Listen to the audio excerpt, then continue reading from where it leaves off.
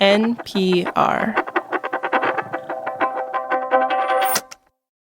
This is The Indicator from Planet Money. I'm Waylon Wong. I'm Ricky Mulvey. And I'm Adrian Ma. If the triumvirate is all here, that can only mean one thing. It is Indicators of the week.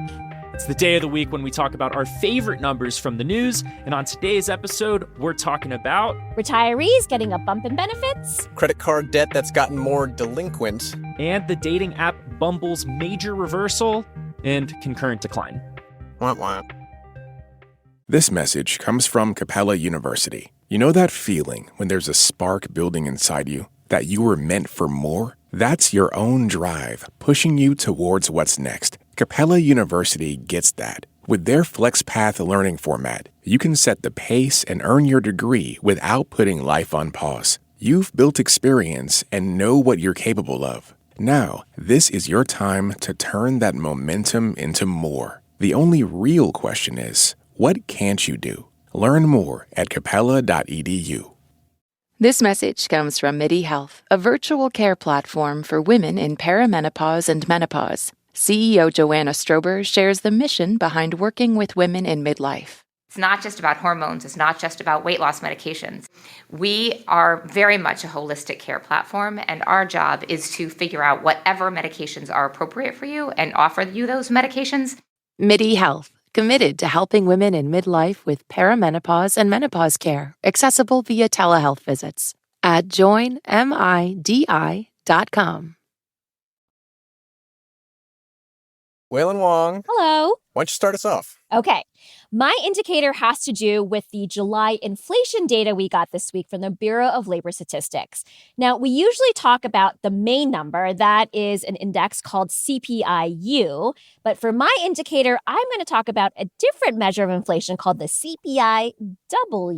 Got a lot of letters here, Waylon. I feel like I need some clarification on the U. Yeah, so U stands for all urban consumers. And this is a sticking point for some people in rural areas, of course. Now, CPI-W is even more narrow. The W stands for urban wage earners and clerical workers. And it was up 3.4% in July. That's my indicator, 3.4%. That's interesting because I actually haven't heard of CPI-W. What made you want to focus on this one? Well, the Social Security Administration uses CPI-W to calculate its yearly cost of living adjustment. This is a bump in benefits for people who collect Social Security or supplemental security income. The AARP says that for a lot of retirees, this cost of living adjustment is their only source of inflation-protected income. So this week, when we got July inflation numbers, people who track Social Security released their estimates of what the adjustment might be. We're going to find out the final number in October. And so it went up, the CPI-W specifically, that's up 3.4% in July. Mm-hmm. So those getting Social Security, they're looking at, what, a 3%-ish increase? Something like that. The AARP is projecting a 3.5% adjustment for 2027 based on current inflation trends. That would be an extra $73 a month for the average retired worker. Then there's another group, the Senior Citizens League, that's projecting a 3.6% increase, which, if that holds, will actually be the biggest increase in 4 years.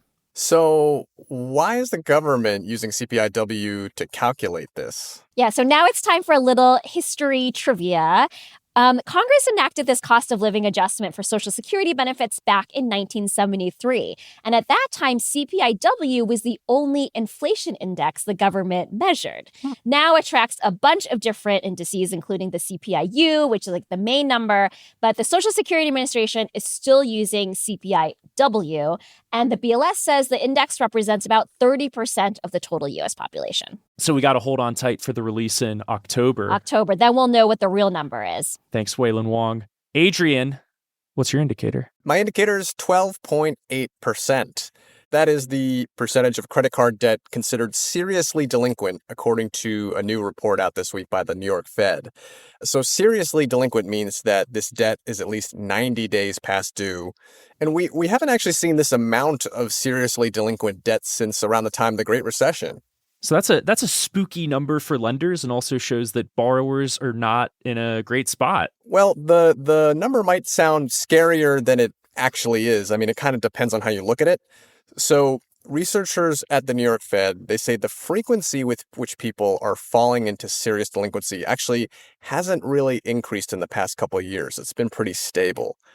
But a lot of people coming out of the pandemic, they have these debts that they fell behind on and they just haven't paid them off. Okay, so there's new debt on top of old debt that wasn't paid off? That's right. Kind of like a pandemic hangover, if you will. But on top of that, credit card companies have also been more persistent in reporting these debts to credit bureaus and chasing down those debts. And as a result, the amount of delinquent debt that we see just keeps stacking up. Okay, so maybe things aren't getting worse. It's just that things that were already kind of bad are still bad. I don't know. I feel like I'm telling my brain that I'm depressed. I think that's a fair way to look at it. I mean, people are still struggling with persistent inflation. Wages are not keeping up with that.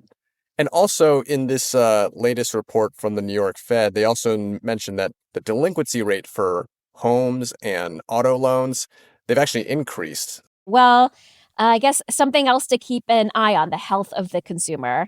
Thank you, Adrian. Ricky, what is your indicator? My number is 16%. That's the 12-month decline in paying users for the dating app Bumble. And now Bumble hopes that innovation will lead to a turnaround.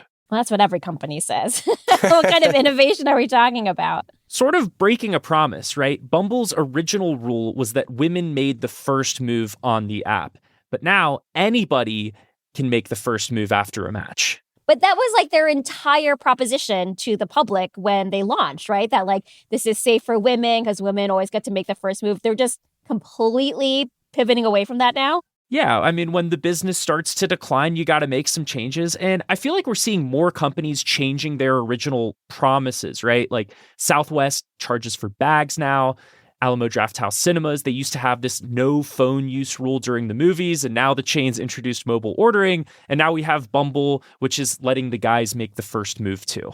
I mean, it sounds like a sound business strategy as long as like nobody remembers what they used to do. That's one way to go with it. Bring out that Men in Black flashy thing and You're like, look right here. It sounds like now men will be able to make the first move on Bumble while at the Alamo Drafthouse. During a movie. During a movie while they're ordering nachos. There you go. And investors have taken the stocks of Bumble along with Tinder's parent company to the woodshed over the past couple of years. Bumble's down about 95%. What? Match Group down 95%, Match Group down 70% over the past 5 years. Although I'll say, interestingly, Grindr, the dating app for gay men, up 50% since the stock went public in 2021. So they're doing something right. That is interesting. Why do you think that is? I don't know. I tried all three apps, but then my wife got upset. Okay, days of our lives, Ricky. Okay, so your field research was interrupted. It's for journalism. I do explain that I was podcasting. I think Grindr having a focused offering is working for them. The fundamental economic problem is, how do you convince someone to pay for a dating app? Like, you have to make these products good enough to use, but still leave your audience wanting more. And if the product works well, then you don't need it anymore. Half of Gen Z daters told a Forbes survey a couple of years ago that they were always or often burned out by the apps. Now, we get a little CEO speak. Bumble CEO Whitney Wolfe Herd told Axios that the plan is, quote, instead of paying for less of a bad thing, let's actually find interesting modalities to allow you to opt into more premium offerings to get more of a good thing. So that's one strategy. What? I think that's also the response among a lot of people. Like a translator to translate that CEO speak. Imagine if you went on a first date with someone and they talked like that. They're like, so what are you into? I'm into interesting modalities that allow me to opt into more premium offerings. I'd be like, check, please. Now, both Bumble and Match Group have one similar strategy. They're introducing more in-person meetups. So Bumble is launching an app where daters can meet people over small group drinks and dinners at local spots. Bumble calls it Plans. And Match Group's CEO Spencer Rascoff said on the latest earnings call that the company is doubling down on more social, lower pressure ways for users to connect in real life. Think dedicated events in big cities like a dog lover's happy hour. It's like no one has the muscle memory for it. So we now have to rely on apps to help us just go find other people who like dogs. Like, You can't just like go to the dog park? Dog park would be one option, but that doesn't sound as monetizable, and we need to find an intersection of modalities that allow us to grow our user base and enhance in-person connection. This episode was produced by Angel Carreras with engineering by Anli Huang. It was fact-checked by Cooper Katz McKim and Vito Emanuel. Katie Cannon is our show's editor, and The Indicator is a production of NPR. This message comes from Mint Mobile. If you're tired of spending hundreds on big wireless bills, bogus fees, and free perks, Mint Mobile is for you. Shop plans at mintmobile.com/switch. Taxes and fees extra. See Mint Mobile for details. This message comes from Capella University. That spark you feel? That's your drive for more. Capella University's FlexPath learning format lets you earn your degree at your pace without putting life on pause. Learn more at capella.edu.